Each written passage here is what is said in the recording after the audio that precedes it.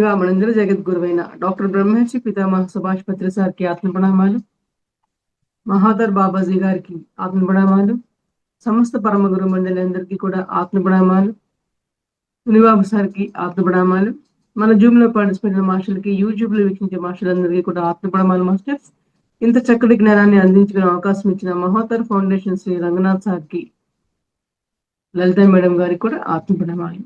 Thank you so much masters. Masters, మనం ఇప్పుడు దాకా చక్కగా శ్రావణ శుక్రవారం సందర్భంగా అద్భుతమైన ధ్యానం చేసుకున్నాము. మరి మేడం గారు చివరిలో మనం కళ్ళు తెరిచి చూసే సమయంలో మన చేతి వేళ్ళను చూసుకుంటూ బయటకు వద్దామని చెప్పన్నారు మాస్టర్. మరి మన చేతి వేళ్ళను చూసుకుంటూ మనం ఎందుకు బయటికి రావాలో ఒక క్షణం చెప్తాను. మరి మన అరచేతుల్లో మరి ముగ్గురు మాతలు ఉంటారండి. మరి కరాగ్రే వస్తే లక్ష్మి, అంటే మన వేళ్ల యందు లక్ష్మీదేవి ఉంటుంది. కర మధ్యే సరస్వతి, కర మధ్యలో అంటే చేతి అరచేతుల్లో సరస్వతి దేవి మాత ఉంటుంది. మరి మన చేతి చివరిలో గౌరీ మాత ఉంటుంది. ఈ ముగ్గురు మాతలు అందరూ కూడా నిరంతరం ధ్యాన సాధన చేస్తూనే ఉంటారు మాస్టర్స్. మనం మరి శ్రావణ శుక్రవారం రోజు మన పూజలు చేస్తుంటాం, ఎన్నో నోములు చేసుకుంటూ ఉంటాం. కానీ మన అద్భుతమైన మాతల దగ్గర నుంచి మనం ఏం నేర్చుకుంటున్నాము అంటే మరి ఎవరికి వారే ప్రశ్నించుకోవాల్సిన విషయం మాస్టర్స్. మరి ఆ మాతలందరూ కూడా అద్భుతంగా ధ్యానం చేస్తూ ఉంటారు నిరంతరం కూడా. మనం వారి దగ్గర నుంచి మనం ధ్యానం కూడా నేర్చుకుని నిరంతరం కూడా ఎందుకు ఈ అరచేతుల్లో ఈ మాతల మనకి ఏమి తెలియపరుస్తారో ఆ జ్ఞానం ఏంటో కూడా మనం నెత్తి చేసుకుంటూ ఉందాం మాస్టర్స్ నిరంతరము. ఓకే మాస్టర్స్, మరి ఈ రోజున సమగ్ర జీవన శైలి, మరి ఈ యొక్క నేపథ్యంలో మరి ప్రతి వారం మాస్టర్స్ మరి ఈ యొక్క సమగ్ర జీవన శైలిలో ఎటువంటి సమతుల్యమైన ఆహారం తీసుకోవాలి, శాకాహారమే ఎందుకు తీసుకోవాలి, మరి మనం ఆరోగ్యంగా ఉండటం కోసమని ఎటువంటి నియమాలను పాటిస్తూ ఉండాలి, మరి ఎటువంటి ప్రాణాయామాలు కావచ్చు, ముద్రల ద్వారా కావచ్చు, ఎన్నో రకాలైన మనం మరి ఆరోగ్య సూత్రాలను తెలుసుకుంటూ వస్తున్నాం మాస్టర్స్. మరి ఈ రోజున మనం ప్రశ్నించుకోవాల్సిన విషయం ఏంటంటే మరి అన్ని వింటూనే ఉన్నాం, ఎంతవరకు మనం పాటిస్తున్నాము, ఆచరిస్తున్నాము అనేది కూడా ప్రతిరోజు మనం ఆత్మపరిశీలన ఖచ్చితంగా చేసుకోవాలి మాస్టర్స్. మరి ఎందరో మాస్టర్స్ వస్తుంటారు, ఎంతో జ్ఞానం అందిస్తూ ఉంటారు. జ్ఞానానికి తోడు ఆరోగ్య సూత్రాలు కూడా చాలా అంటే చాలా అవసరం మాస్టర్స్. మరి ఆరోగ్య సూత్రాల గురించి మనం నిరంతరం పరిశీలన చేసుకుందాము, ఏ విధంగా ఆచరిస్తున్నాము అని. అదే విధంగా జ్ఞానాన్ని కూడా ఏ విధంగా తెలుసుకున్న విషయాన్ని ఆచరించుకుంటున్నాం అనే విషయాన్ని కూడా ప్రతిరోజు పరిశీలించుకుందాం మాస్టర్స్. మరి ఆ విధంగానే ఈ రోజు కూడా మరి శాకాహారము అమృతాహారం ఎట్లాగో చూద్దాం మాస్టర్స్. మరి మనం తీసుకునే ఆహారాలు కూడా 4 రకాలు ఉన్నాయండి. ఏంటి 4 రకాలు అంటే మనం ఈరోజు తెలుసుకుందాం మాస్టర్స్. మరి ఒకటి మొట్టమొదటిది తామసికమైన ఆహారము, రెండవది రజో గుణాలకు సంబంధించిన ఆహారము, మరి మూడవది సాత్విక ఆహారము, మరి నాలుగవది శుద్ధ సాత్విక ఆహారం మాస్టర్స్. మరి ఈ 4 ఆహారాలు మనం రోజు మన దైనందిన జీవితంలో ఏ విధంగా తీసుకుంటున్నాము అనే విషయాలు ఈ రోజున కొంచెం వివరంగా చూద్దాం మాస్టర్స్. మరి ఈ తామసికమైన ఆహారం అంటే ఏంటి అంటే మనం ప్రతిరోజు కూడా ముఖ్యంగా గృహిణులు అద్భుతంగా తెలుసుకోవాల్సిన చాలా సూత్రాలు ఉంటాయి మాస్టర్స్. మరి ప్రతిరోజు కూడా మనం ఈ యొక్క తామసికమైన ఆహారం ఏంటంటే ఫస్ట్ ఫ్రిడ్జ్, మన ప్రతి ఇంట్లో ఫ్రిడ్జ్లు ఉంటాయి మాస్టర్స్. ఆ ఫ్రిడ్జ్ లో మరి ముందు రోజు రాత్రే, ఇంకా ఫారిన్ కంట్రీస్ అయితే వారానికి రోజులు సరిపడానే కూరగాయలు కానీ వంటలు కానీ ముందే తయారు చేసుకుని పెట్టేసుకుంటూ ఉంటారు, అవునా అండి? కానీ అసలు కూరగాయలు కూడా ముందు రోజు రాత్రే చాలా మంది కట్ చేసి మేము కంటైనర్లు పెట్టుకుంటాము, టప్పర్వేర్ డబ్బాలో పెట్టుకుంటాము, టప్పర్వేర్ డబ్బాలో క్వాలిటీ బాగుంటుంది కాబట్టి పెట్టుకోవచ్చు అని టప్పర్వేర్ డబ్బాలో సరే మేము పెట్టుకుంటామని చెప్పి ఫ్రిడ్జ్ లో పెట్టి మళ్ళీ పొద్దున్నే వండుకుంటారండి. కానీ అది కూడా తామసికమైన ఆహారమే. ఎందుకంటే కూరగాయలు ఇలా కోసామా, అలా తాలింపు వేసుకున్నామా, ఆ విధంగా వండుకోవాలి తప్ప అలా నిల్వ ఉంచి ఏమాత్రం కూరగాయలు వండకూడదు మాస్టర్స్. మరీ ఎమర్జెన్సీ అయితే కొంచెంసేపు ఒక అరగంట ముందో ఒక గంట ముందో అలా తరిగి పెట్టుకునే అవకాశం చూసుకోవచ్చు. కానీ ముందు రోజు రాత్రిది మధ్యాహ్నం, మధ్యాహ్నం పొద్దున ముందు రోజు రాత్రే అలా చేసుకుంటూ ఉండటం అనేది చాలా మంది చేస్తూ మరి ఇప్పుడున్న ప్రతి ఒక్కళ్ళ ఆడవాళ్ళు కూడా ఉద్యోగాలు చేస్తూ ఉన్నారు కాబట్టి, వాళ్ళ యొక్క డైలీ లైఫ్ స్టైల్‌లో ఇదొక భాగం అయిపోయిందనమాట. ఎందుకు? ఏదైనా సరే పని ప్రీ ప్లాన్డ్. ప్రీ ప్లాన్డ్ కాబట్టి ముందే కూరగాయలు తరిగేసుకుంటున్నాం, పెట్టేసుకుంటాం అంటున్నారు. కరెక్ట్ కాదు మాస్టర్స్. ఎందుకంటే ముఖ్యంగా ఉల్లిపాయని అస్సలు అట్లా తరిగే ఉంచకూడదండి. మరి చూడండి మనం బయట బజార్‌లో మన బండ్ల మీద ఎన్నో రకాల ఆహార పదార్థాలతో పాటు ఉల్లిపాయ ముక్కలు ఖచ్చితంగా తింటాం గదండీ! వాళ్ళెప్పుడు తరిగి ఉంచుతారు? ఎప్పుడో మధ్యాహ్నమో, రాత్రి పూట బండి పెట్టాలంటే మధ్యాహ్నం తరుక్కుంటారనమాట. ఉల్లిపాయ నుంచి వచ్చే రసాయనం ఎట్లాంటిదంటే ఎంతో పాయిజన్ మాస్టర్స్. ఎంతో విషం అన్నమాట. కానీ ఎవ్వరికీ మనం ఊహించను కూడా ఊహించలేం. దాంట్లో అంత పాయిజన్ ఉందా అని. కానీ ఆ పాయిజన్‌ని మనం ప్రతిరోజు తీసుకుంటున్నాం. మనం బయటికెళ్ళినప్పుడంటే అప్పుడప్పుడు సరే అనుకోవచ్చు. కానీ మన ఇళ్ళల్లో కూడా మనము కూరగాయలు వంట వండుకుంటూ ముందే కూరగాయలు తరిగి పెట్టేసుకొని, మన ఆహార పదార్థాలు మనమే పాయిజన్ చేసుకుంటున్నాం. అసలుకే ఇప్పుడు రోజుల్లో అందరూ గూడా అన్ని కూరగాయలు కూడా మరి మందులతో, కెమికల్స్‌తో పండించిన కూరగాయలే అవి విషపూరితంగా మనకొస్తున్నాయి. ఆ విషపూరితమైన ఆహారాన్ని మనం ఇంకా విషపూరితం చేసుకుంటున్నాం మాస్టర్స్. చూడండి మరి ఆహ్, కనీసం మన ఇండియాలో కనీసం కూరగాయలు పెట్టుకుంటారు. మరి ఫారిన్ కంట్రీస్‌లో అయితే ఏకంగా వంటే పెట్టేసుకుంటారు ఫ్రిడ్జ్‌లో. డే 1, డే 2, డే 3, డే 4 అంటూ. అంటే ఒక్కొక్క రోజు వండిన డేట్ ప్రకారం ఆ వంటని తీసుకెళ్ళి మళ్ళీ ఓవెన్‌లో పెట్టేస్తారనమాట. అంటే ఈ యొక్క ఆహారాన్ని ఈ విధంగా తీసుకోవడం వల్ల ఈ యొక్క తామసికమైన గుణాల వల్ల ప్రతిరోజు గూడా అభివృద్ధి చెందుతూ ఉన్నాయండి. మరి ఈ తామసిక ఒక ముఖ్యమైన లక్షణం ఏంటంటే మాస్టర్స్ బద్ధకం అన్నమాట. మరి ఈ బద్ధకం పెరిగిపోవడం వల్ల మనం ఏం చేస్తామండి? మన శరీరంలో ఉన్న కణజాలాలన్నీ కూడా విషతుల్యం అయిపోతూ ఉంటాయి. మనం తీసుకునే ఆహారం వల్ల. అంటే సరికాని విధంగా కూరగాయలు వండుకోవడం గాని, కట్ చేయడం గాని అట్లా చేస్తున్నాం కాబట్టి, తద్వారా తీసుకునే ఆహారం వల్ల మన శరీరంలో ఉన్న ప్రతి అణువు, కణువు కూడా విషతుల్యం అయిపోతూ ఉంది. మరి ఈ విషతుల్యమైపోయిన ఆహారం మన శరీరంలో అంటే మరి మన రక్తంలో ఉండే అణువణువున కణకణ జాలాలన్నిటిలో గూడా ఈ విషతుల్యమైన ఆహారం ప్రవహించటం వల్ల ఏమవుతుంది?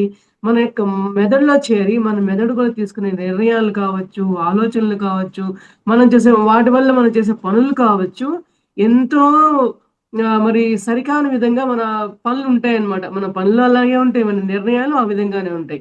మన ఆలోచన విధానం కూడా అట్లాగే ఉంటుంది. మరి దానివల్ల ఏమన్నా మన పనులేమన్నా సరిగా అవుతున్నాయా? సక్రమంగా అవుతున్నాయా?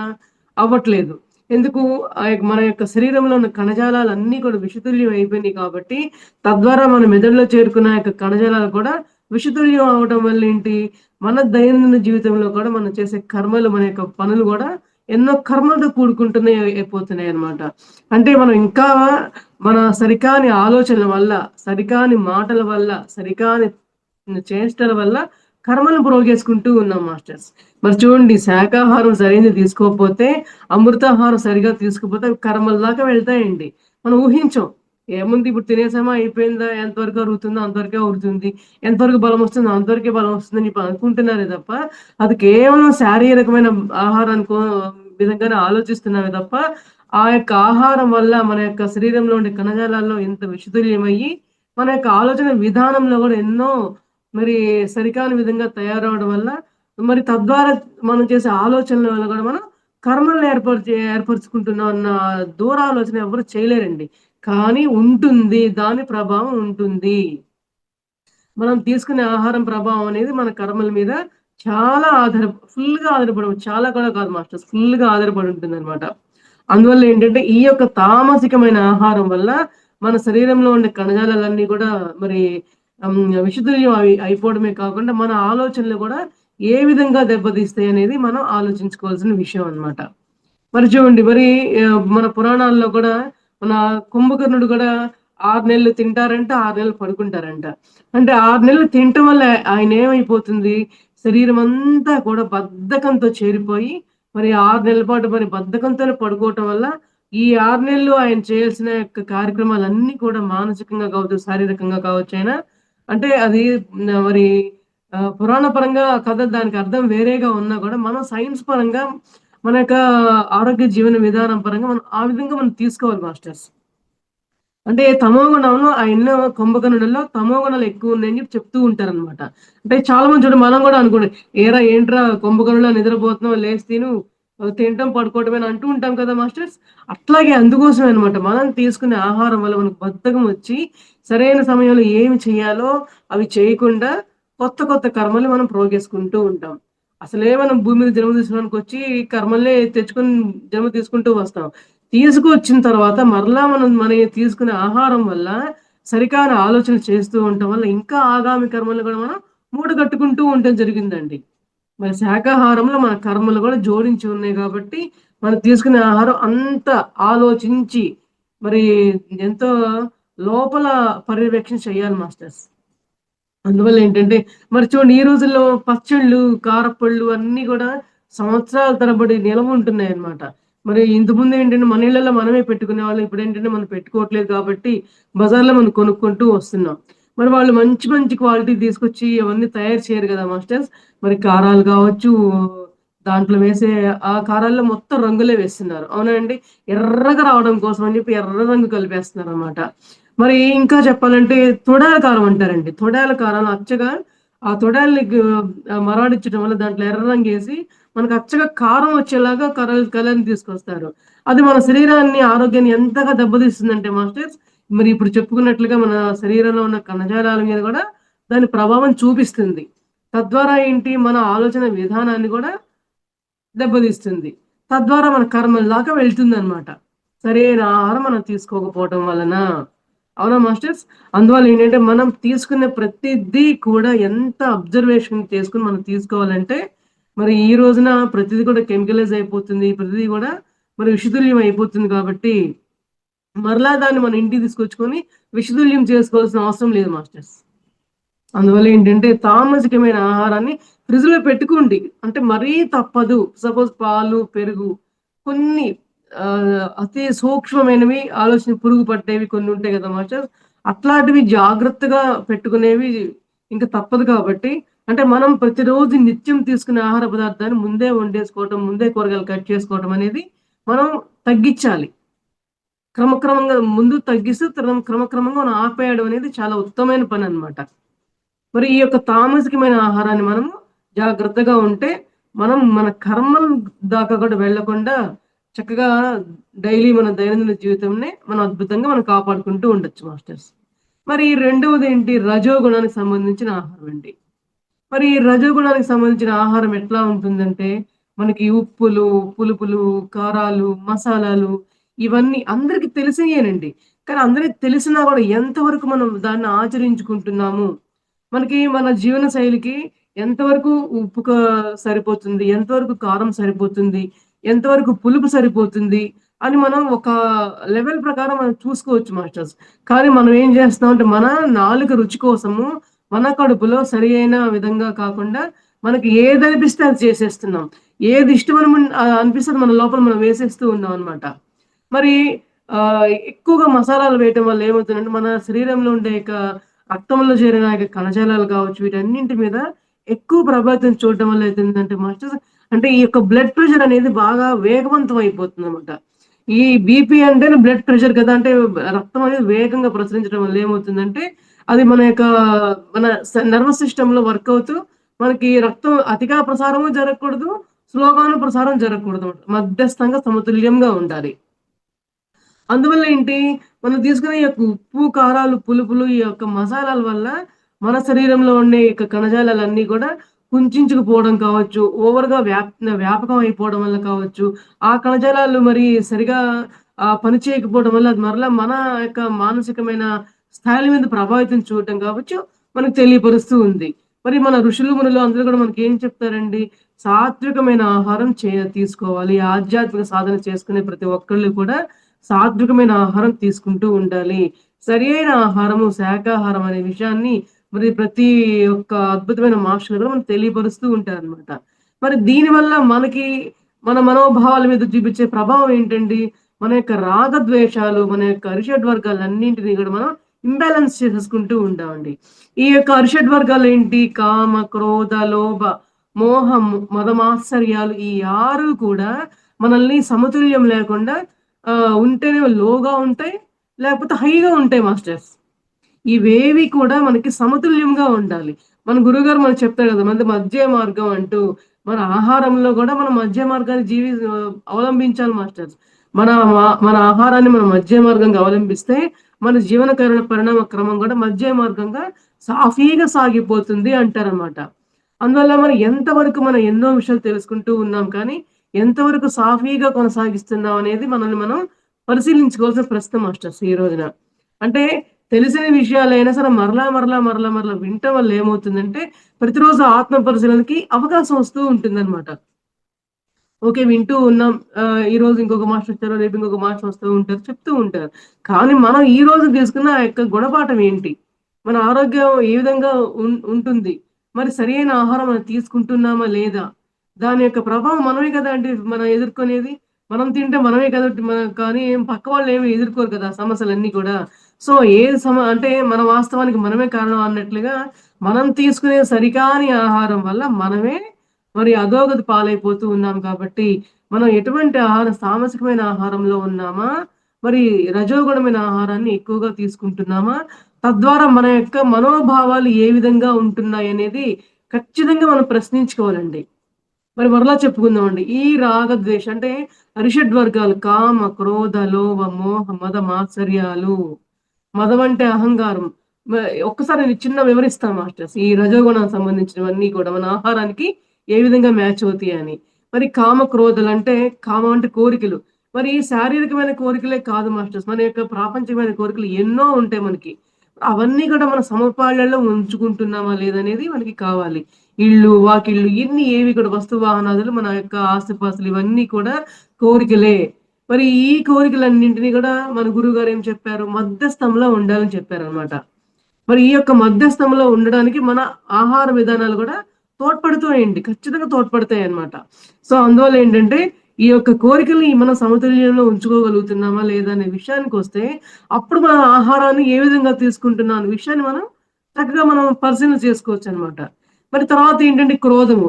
కోపం ఉండొచ్చండి కొంచెం. ఎందుకంటే వ్యవహారాన్ని చక్కబరచడం కోసం కొంచెం కోపం ఉండొచ్చు. ఆ వ్యవహారం అయిపోయినాక మళ్ళీ శాంతం అయిపోతాం. కానీ క్రోధం ఉండకూడదు. ఇప్పుడేంటి మన సరికాని ఆహారం వల్ల ఈ ఉప్పు కారాలు, ఈ పులుపులు, మదనాల వల్ల ఏమవుతుంది? మనకు బ్లడ్ ప్రెషర్ విపరీతంగా ఫాస్ట్‌గా పంపింగ్ అవ్వడం వల్ల అవి మన యొక్క మనసు మీద ప్రభావితం చూడడం వల్ల ఏంటి? మనకెప్పుడు చూసినా కోపము, ప్రతిదానికి చిరాకు, విసుగు, చిన్నదానికి కూడా ఎంతో టెంప్ట్ అయిపోతూ ఉంటాము. మరి ఎప్పుడో జరిగిన విషయాన్ని కూడా తూకులు వేళ్లాడేసుకుంటూ దాన్నే పట్టుకొని మనం వేళ్లాడుతూ ఉంటాం కానీ, మనం చెప్పుకున్నాం. ఇరిటేషన్ అనే క్లాస్‌లో చెప్పుకున్నామండి. ఎందుకు మనకు విసుగొస్తుంది? ఎందుకు మనకి ఊరికే చిరాకొలుగుతుంది అంటే, మనం తీసుకునే ఆహారం బట్టి కూడా మన యొక్క మానసిక స్థాయిలు ఆధారపడి ఉంటాయనేది ఈ రోజున మనం సమతుల్యమైన ఆహారం అనే దాంట్లో ఒక ప్రత్యేకమైన పాఠంగా తీసుకోవచ్చు మాస్టర్స్.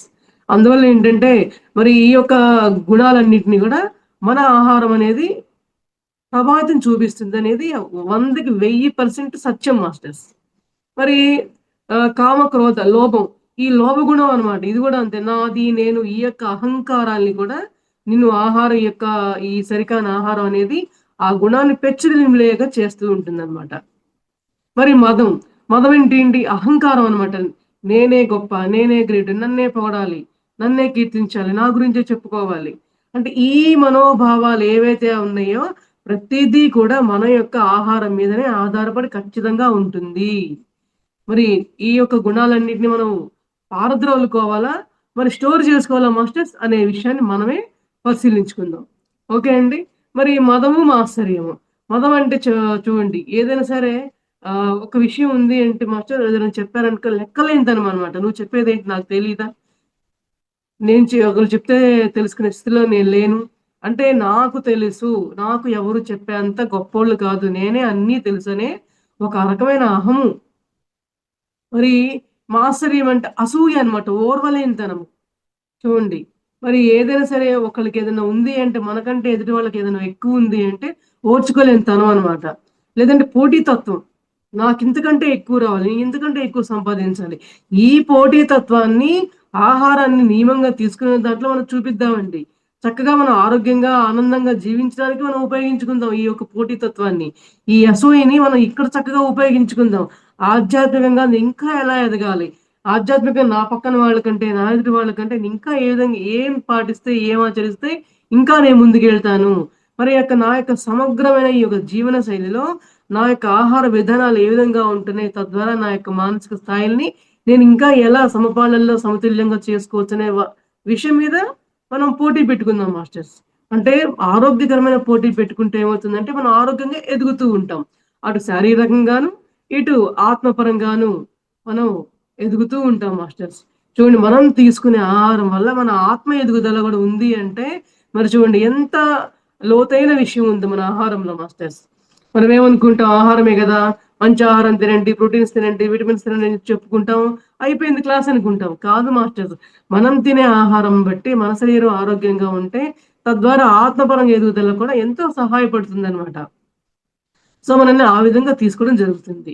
మరి చూడండి, రజోగుణంలో ఎన్ని ఉన్నాయో చూడండి మాస్టర్స్. తమోగుణ ఆహారం కానీ, రజోగుణ ఆహారం కానీ మనల్ని ఏ విధంగా పతన స్థాయికి తీసుకెళ్ళినా మన యొక్క ఆహారాన్ని మనం ఏ విధంగా సమతుల్యం లేకపోతే పతనంకి వెళ్ళిపోతాం. సమతుల్యమైన ఆహారం, బ్యాలెన్స్డ్ డైట్ తీసుకుంటే మనం అటు శారీరకంగాను, ఇటు ఆత్మపరంగా ఎదగడానికి ఎంతో అద్భుతమైన సహాయకారిగా ఉంటుందన్నమాట. మరి మూడవది ఏంటి మాస్టర్స్? సాత్వికమైన ఆహారం. మరి సాత్వికమైన ఆహారం అంటే మరి కూరగాయలు ఇవన్నీ అన్నమాట. ఓకే. కూరగాయలు ఇప్పుడు మనం ఏం చెప్పుకుంటున్నామండి? మరి కూరగాయల్ని అప్పటికప్పుడే కట్ చేసుకొని మనం వండుకోవాలని చెప్పి అంటున్నాం కదా! తద్వారా ఏమవుతుందంటే మనకి గ్యాస్ ప్రాబ్లమ్స్ రాకుండా అప్పటికప్పుడే మనకి జీర్ణశక్తి అభివృద్ధి చెందుతూ ఉంటుందన్నమాట. కానీ ఇప్పుడేంటి, హాఫ్ బాయిల్డ్ అంటున్నారు కదా మాస్టర్స్. Half boiled okay. అంటే కొంతమంది పచ్చిగా తినరు కాబట్టి కొంచెం బెటర్ అన్నమాట హాఫ్ బాయిల్డ్. కానీ పచ్చిగా తినడానికి కూరగాయలు అనుకూలమైనవి కూడా కొన్ని ఉన్నాయండి. దొండకాయ, బెండకాయ, బీరకాయ, దోసకాయ ఇట్లా కనీసం 5, 6 7 రకాలున్నాయండి. మనం కూరగాయలు ప్రతి ఇంట్లో కూడా ఒక స్త్రీ వంట చేసే సమయంలో ఎన్నో రకాలైన ఈ కూరగాయలు తినే అవకాశం మనకుంటుందండి. మగవాళ్ళ కంటే కూడా పురుషుల కంటే కూడా స్త్రీలకు ఎక్కువ అవకాశం ఉంటుందన్నమాట. ఈ యొక్క పచ్చి కూరగాయలు తినే అవకాశము. అవునా అండి? అందువల్ల ఏంటంటే మనకు అందుబాటులో ఉన్న అవకాశాన్ని మనం చక్కగా ఈ కూరగాయలు తీసుకుందామంట. శుద్ధమైన సాత్వికమైన ఆహారాన్ని. మరి ఈ యొక్క సాత్వికమైన ఆహారం తీసుకుంటే వల్ల ఏమవుతుంది? మనలో గూడా ఈ యొక్క కణజాలాలు గూడా చాలా ప్రశాంతంగా, బ్యాలెన్స్‌డ్‌గా మనల్ని ఆరోగ్యకరంగా ఉంచేలా చేస్తాయండి. మనం ఇప్పుడే చెప్పుకున్నాం గదా! మన ఆరోగ్యం గనక, మన మనసు గనక ప్రశాంతంగా ఉంటే, మన ఆలోచనలు గూడా అద్భుతంగా ఉంటాయి. తద్వారా మనం చేసే ఆలోచనల వల్ల కావచ్చు, చర్యల వల్ల కావచ్చు, మన కర్మలు గూడా పోగేసుకోకుండా హాయిగా జీవిస్తూ ఉంటామనమాట. అవునండి. అందువల్లే మన జీవితాల్లో ఉండే ఈ ఆహారానికి అంతటి ప్రాముఖ్యత ఉంది మాస్టర్స్.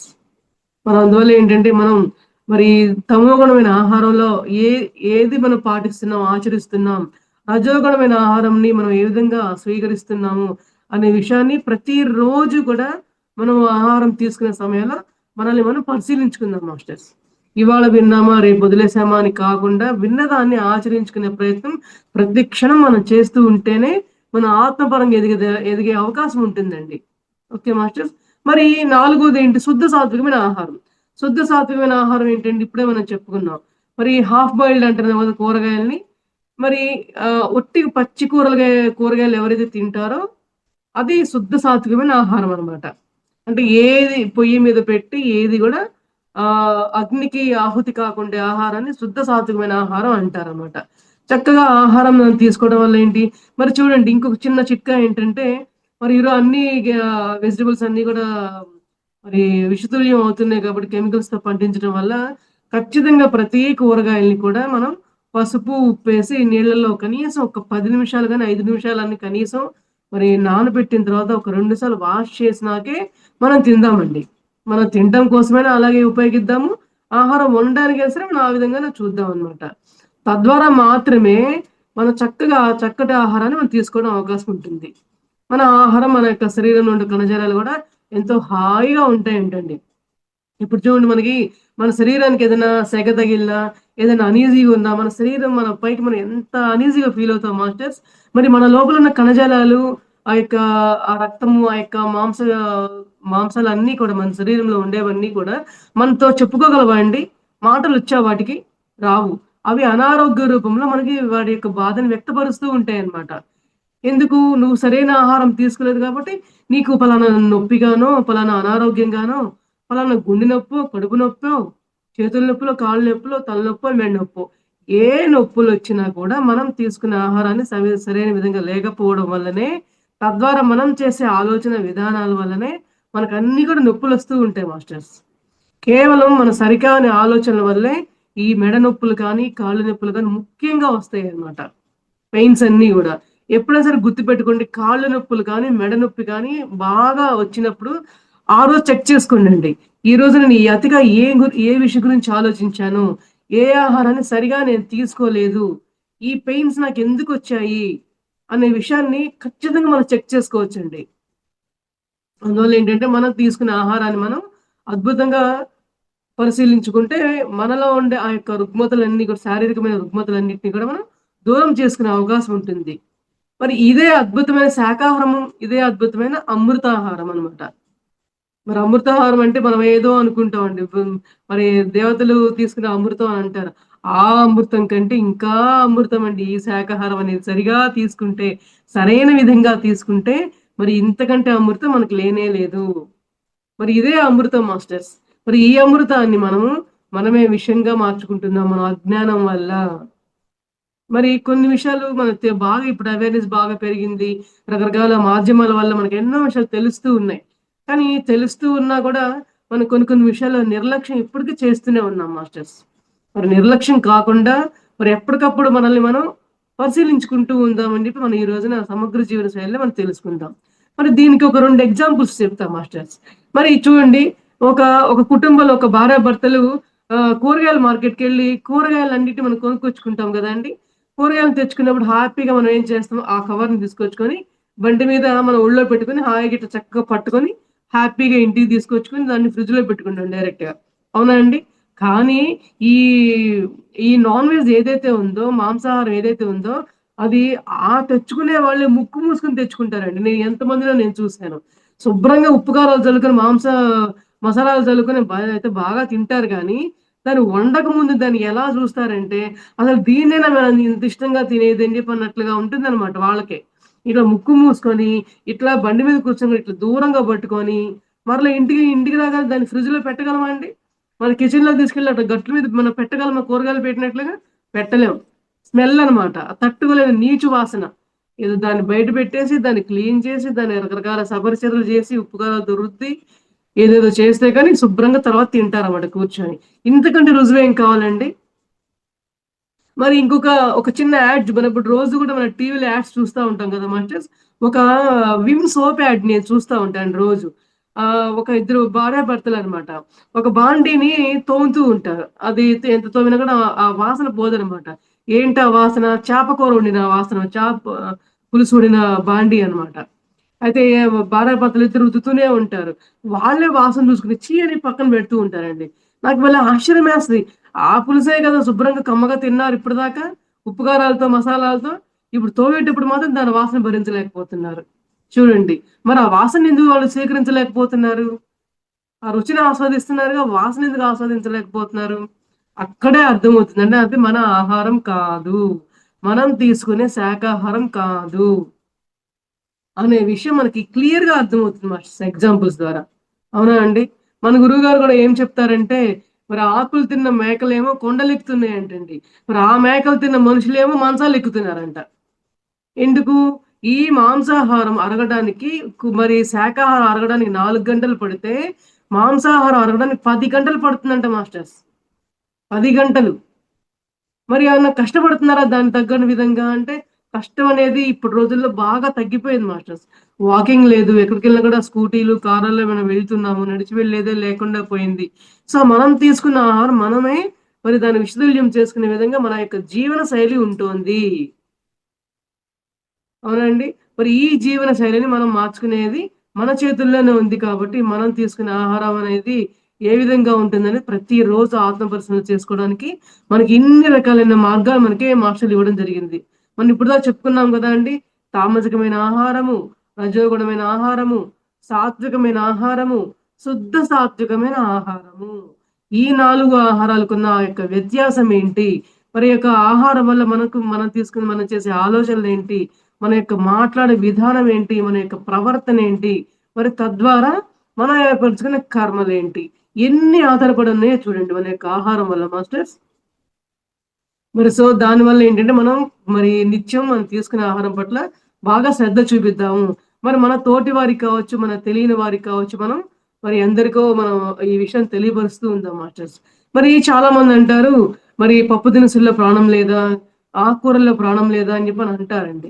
మనం వారికి చెప్పవలసిన విషయం ఏంటంటే, చక్కగా ఈ పప్పు దినుసుల్లో గానీ, ఆకుకూరల్లో కానీ చక్కగా మనం మరలా కోసిన వెంటనే మరలా దానికి ప్రాణం ఉండి, మరలా మనకి ఇంకా అంతకంటే ఎక్కువ ఇస్తూనే ఉంటుందండి.